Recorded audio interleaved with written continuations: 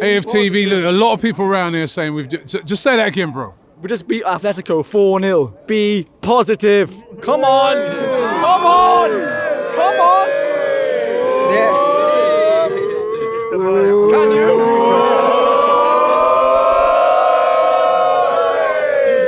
You know, I'm always happy when Chip Glock score. 2 goals today from Chip Glock. You have to be happy. To be honest with you, I always feel emotional when that guy score, because coming from Portugal, people scoring 50 plus goal club and country in Europe, people saying, you know, I come to the Premier League, it's totally different, and I just want him to do good. I just want him to shut up the critics. And even though tonight wasn't a magnificent goal score, but then nonetheless, him still scored 2 goals, yep. And you can see when he scored the first one, him start to take on people, you know, that confident, and that's what I want. That's what I want my number 9 to do, start to score a goal. But I must say, I don't know what happened, but this guy here is different, and I notice him. I've been noticing him, yeah? He's very fake. Timber is fake. This guy have something in him locker. He just choose when to go into him locker and bring out the best. Today he was magnificent in the first half. Timber he makes Saka look like he wasn't trying. He was taking on defender. He was doing all sorts today. He was magnificent. I tell you every day about Martinelli. I told you, this guy. What did you tell me? I told you. Tell me what? I told you this guy just need a bit of confidence. All right. You see Martinelli. You see from the season start, in the summer, everybody want to sell him. Everybody want to sell him. And I always said, you know what, stick with Martinelli. You will see the best out of him. And now, this year, 25-26 season, boy, this guy today he was doing all sorts. How long now we haven't seen Martinelli taking on people?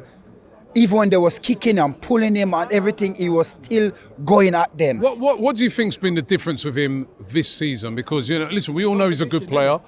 He didn't have a great year last year, but he started off this season brilliantly. Whether he's coming off the bench or whether it's like tonight where he started, he's back to his best, isn't he? Yeah. What happened with Martinelli, I believe, last season and the season before, complacency. Whatever him do, he was always starting. And that's the problem. He wasn't going to fix up until Mikel Arteta say, no, what, you're going to go on the bench and watch on the bench. Last season, Trossard, and the season before, Trossard was our 12-man, the best 12-man in the Premier League. No, Martinelli take over that one. And I will keep him on the bench. You understand? If it's not broken, don't fix it. Keep on starting. He started today, though, and he was brilliant. Yeah. Like I said, in the Premier League, Champions League and Premier League is two different ones. Yeah, cup competition and the league is two different. But like I said, I will keep him on the bench. Yeah, now and then we can give him start, but we have to let him understand. Not because I play 1-2 game good, we're gonna put you back in the starting 11. No, you got to prove it. And when we mean prove it, we have 38 games to play. Yeah, and we need to see a turn up for the whole 38 game, because if you don't do that, we're never going to win the Premier League. Not just Martinelli alone, Saka, Gyökeres, Timber, all of them. Declan Rice, you understand? We cannot complain. Gabriel Mangales, OMG.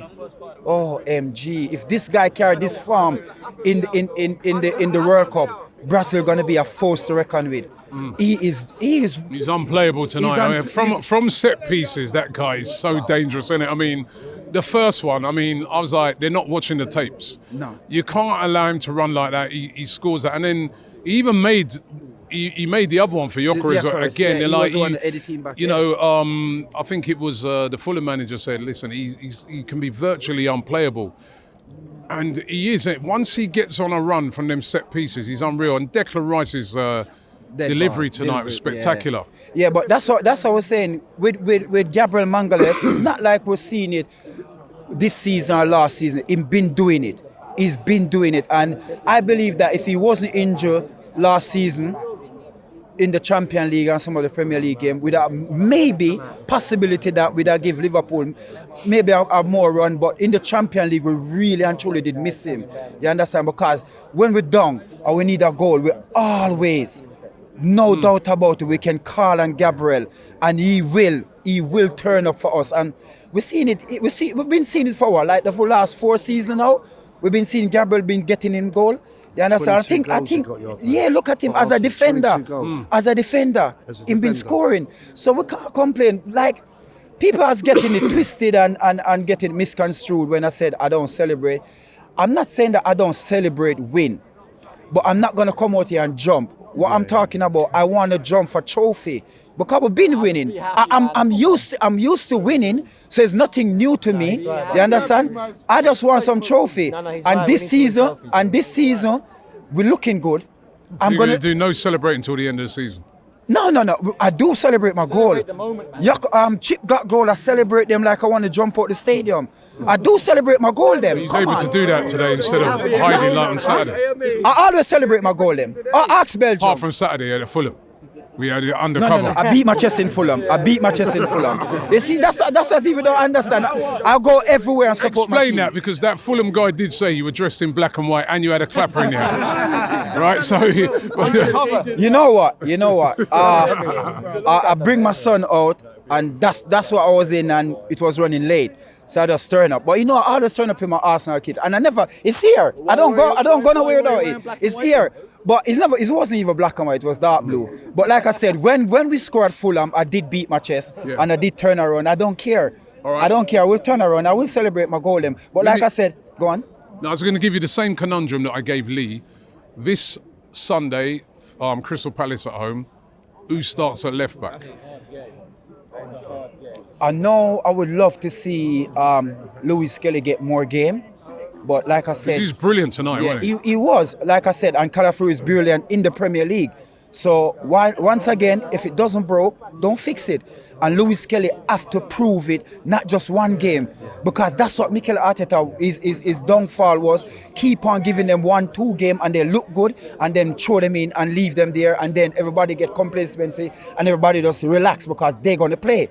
So what I'm saying here, Calafrio has been playing tremendously in the Premier League. Yeah, and if I'm gonna say, Calafrio in the Premier League and Louis Kelly in the Champions League, then no problem. All right, Martinelli or Trossard Sunday. Like I said, I just said it a while ago.